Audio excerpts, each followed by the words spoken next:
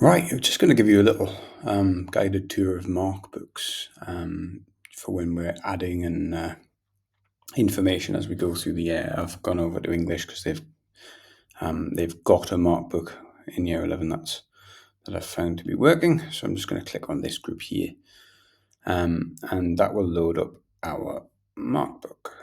So I'm just going to move this out of the way. Quite straightforward, guys. Really, the Markbook here.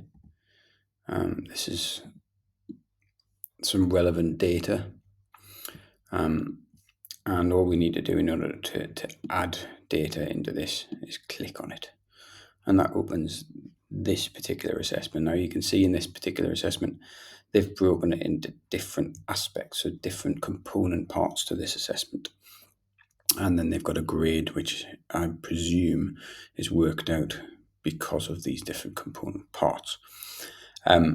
So inputting data is simply clicking on it and selecting the correct thing. Don't worry, English, I haven't changed any data in this. I wouldn't want to be chased down the corridor by any mad English teachers. So essentially that's how we add data. I'm just going to go back to the actual mark sheet though, because actually there's some bits in this which are really useful. So you'll see these different coloured strips at the top, and if I click on S of D, that will highlight any students are not very useful for us at the moment. We haven't got any students of determination in this group.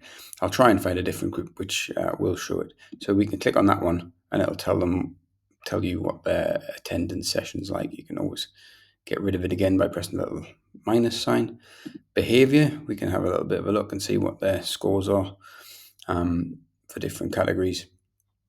If we click the Cat 4, which is always a useful thing to have context about your students, for we can have a look and see their different aspects of their CAT scores, so we can kind of look and see which ones have spatial, verbal, etc., and quantitative scores which are higher and lower, so we can map that against challenge and support.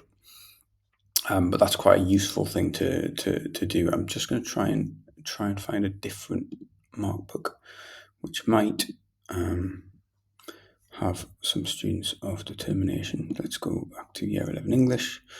I'm going to click on this one, and let's just see if we've got any students of determination in this group. Oh, we don't. Let's go back. There's got to be somewhere. And SFD. Yes, in this group. What you'll see is these two columns have populated. Now, one of them just tells me yes or no, and the second one just tells us that this student has a level 1, which is in-class support. So Zachary here will require some teacher intervention just to make sure that they're supporting him with his needs. Now that will be a 2 or a 3, depending on what level of support's required. And I just find that quite useful in terms of knowing a quick way of finding out important information about each student. So, thought that might be helpful. If you click it and nothing happens, it just means there's no students with that, or there is no data available. But aside from that, guys, hopefully that's helpful.